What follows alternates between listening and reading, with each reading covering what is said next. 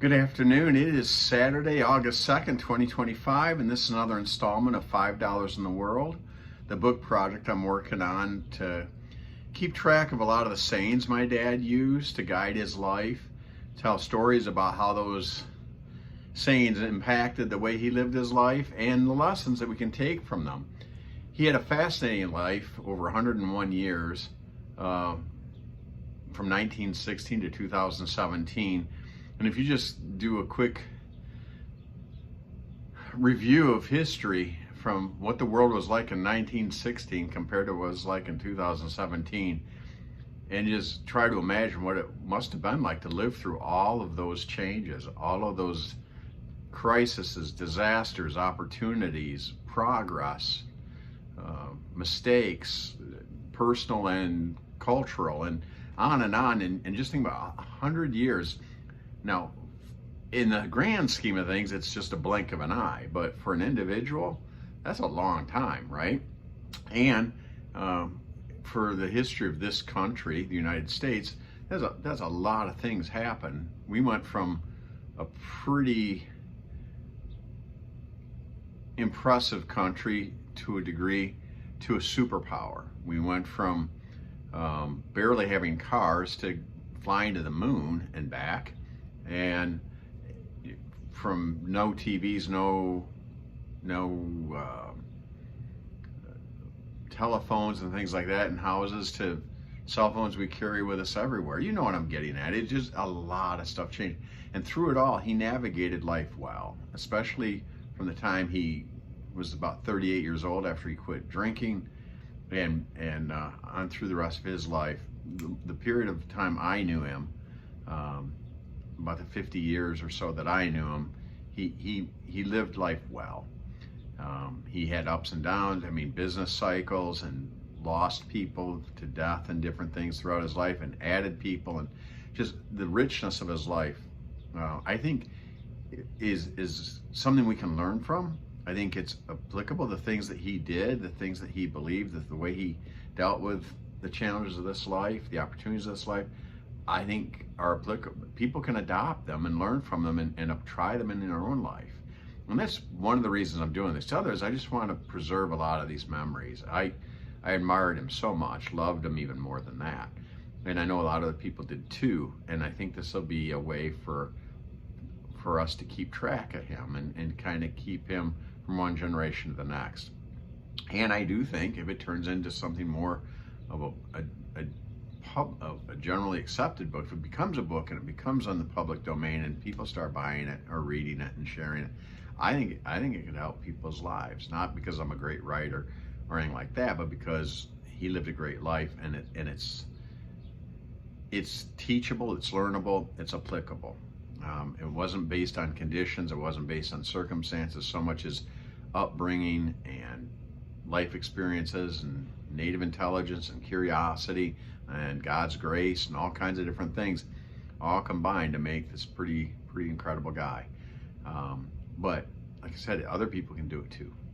So I hope it serves as an opportunity to get inspired, to get motivated, to get encouraged, maybe even chastised a little bit, to try some things, challenged. I just hope it does all those things. So I do this every week. One, to keep me on pace to keep writing. Two, to get your feedback and ideas and insights to see if I'm on the right track, if you like what you're hearing, if it's something that you think is useful, and I just enjoy interacting with you. So like and share the channel, and always use the comment section. Let me know what you think. This chapter is interesting because it involves my grandfather quite a bit as well, my dad's dad, and it's an idea about how to think about business relationships, how to think about business itself, and how to think about friends and family, and how do we interact in those different realms of our life, because our lives have got all these different categories, right? We have all these different roles to play in our lives, and we want to bring the right energy, the right mindset to each situation, and not get the wires crossed, and not bring one kind of mindset into another kind of circumstance, because it's easy to do. And that's really what this chapter is about. The chapter is called Bankers Are Bankers, and it goes like this. Dad interacted with a number of business associates over the years. He spent the majority of his career in the manufactured housing industry. This meant that he managed relationships with people in finance, industry, insurance, government, and of course the general public. Being a personable guy, he tended to have friendly relationships with all of these different kinds of professional people. And as anyone knows, getting along with people well make any interaction better. He understood that being liked and working with people he liked made it easier to achieve his goals. In any situation that could go in his favor or not, getting along with people could only help but not guarantee a positive outcome. Business people understand this well and are trained to nurture good relationships with their clients. It builds a sense of customer loyalty and trust and helps increase business activity. There is a tendency to friendships to form around common interests, regular interaction, and the camaraderie that can develop from working through difficult situations or achieving a goal together. The story my dad would tell about business relationships that felt like a friendship involved his dad and a banker. My grandfather ran a livestock ranch and relied on a line of credit for operations. Periodically, he would go into town for a meeting with the bank president to renew the line of credit. One time, he decided to bring along my dad, who was just a boy at the time, but old enough to understand the situation. On the way into town, Charlie explained his strategy for the meeting. He was in a stronger cash position this time around than he had been during the last negotiation. With that in mind, he planned to dictate some terms to the banker. My dad thought it was a good plan. They went into the office of the president and got comfortable. As usual, the meeting opened with some social chatting, and then the renewal of the note was up for discussion. The banker mentioned it first. Charlie saw that as the opening to make his ask for the lower rate of interest based on his improved business conditions. Dad told us that he had never seen the demeanor of a person change more quickly or more intensely. The friendly banker's smile turned into a stern mask, and he leaned forward with no little intensity, and he coldly explained that it was Charlie's job to tell him how much money he wanted and up to the banker what the terms would be, period. My grandpa got the message loud and clear. He told the president what he needed, the banker agreed, and the terms in the papers were signed. Just as quickly, the banker was back to his jovial self. Leaving the meeting, Dad asked about what had just happened. He noted how friendly everything had been and how much the banker seemed to like Charlie, and that the timing seemed right to ask for what was a favor. How did it turn so hard so fast? Charlie said that the president was a good guy, but that Dad should always remember bankers are bankers. This is not a disrespectful view of bankers or a criticism. It's a recognition that no matter how friendly a relationship might be, the banker's first job is to work for the best interests of the bank. Do not mistake friendliness for favoritism. It is a healthy perspective to maintain. I had read an article by the social critic and political observer Jonah Goldberg in which he talked about this issue at length. He said that businesses and governments want us to think of them as family, where we compromise our own self-interest for the interests of the organization. That is a mistake. On the other hand, family and friendship are the arenas for selflessness. Business and politics are primarily about competing interests and negotiating for some kind of balance. People will struggle when families operate transactionally, where family members feel like they have to earn acceptance, or when their place in the family is in question. This meritocracy is proper for businesses. It shouldn't be the operating model for families. Likewise, we should not build our business relationships as much on familiarity and favors as we should base it on integrity and competence. So what the expression bankers are bankers is meant to remind us of is make sure that what is being proposed holds up as a good business deal based on sound practices to get an approval for a deal. Do not rely on emotional connections and friendliness. In professional situations, be a pro. In family situations, be a great relative. My dad had lots of friends in banking, insurance, manufacturing, etc. So do I. And they did an excellent job of making sure that the two kinds of dynamics were in play in their proper settings. Don't rely on a friendship to make a bad deal turn into a good one. Friendliness has a positive aspect when we find it in business, but don't expect people to work against their company's best interest just because they like you. Likewise, don't make your personal relationships business-like and transactional. When we keep the mindset right, we can develop real friendships with business associates, and we can do business with friends and family. Integrity demands that we don't cross wires, and then we can enjoy the best of both worlds. That's the beginning of the chapter, Bankers Are Bankers. I've used that expression quite often because in my career too, I have a lot of interaction with finance people and bankers. And some of them have become personal friends. But I've never relied on that personal friendship to make a bad proposal seem like a good one, or to leverage our relationship in such a way that they have to make a choice between being a good friend and being a good banker. Likewise, I've been their real estate agent in some instances, and it's been the same relationship. They expect me to be a really good agent. They don't leverage our friendship for all kinds of special discounts or deals or compromises on my part. They want me to be a really good agent, just like I want them to be a really good banker or a really good whatever it is they do for a living. And when we approach it that way, then like I said, we can have really good business relationships with people who are also friends, and we can be really good friends with business associates. But we should not leverage the one against the other. And whenever we do, both will suffer.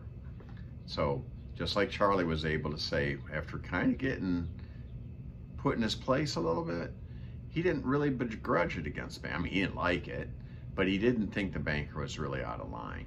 And he just had to remind himself, I think he was reminding himself as much as teaching my dad something, that business is business and friends are friends. And he was friendly with the banker, but they weren't friends. And even if they were, the banker still had to do what was best for his bank.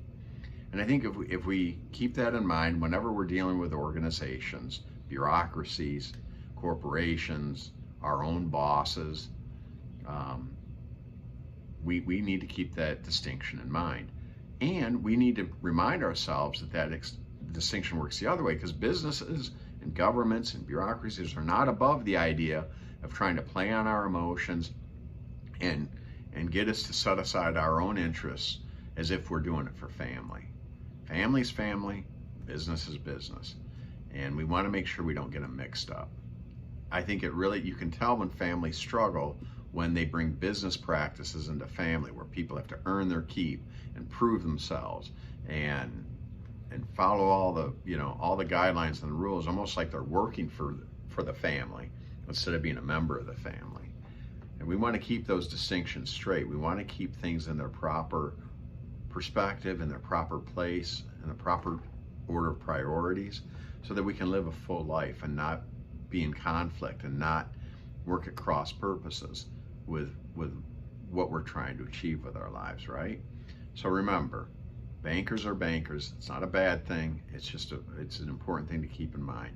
And you be the best at whatever it is you're going to be, and look out for the best interest of whatever organization you're working with, but also look out for your own, and take good care of your family, take good care of your friends, and just understand that they don't follow all these different segments of our life, don't follow the same protocols. Our integrity has to stay the same.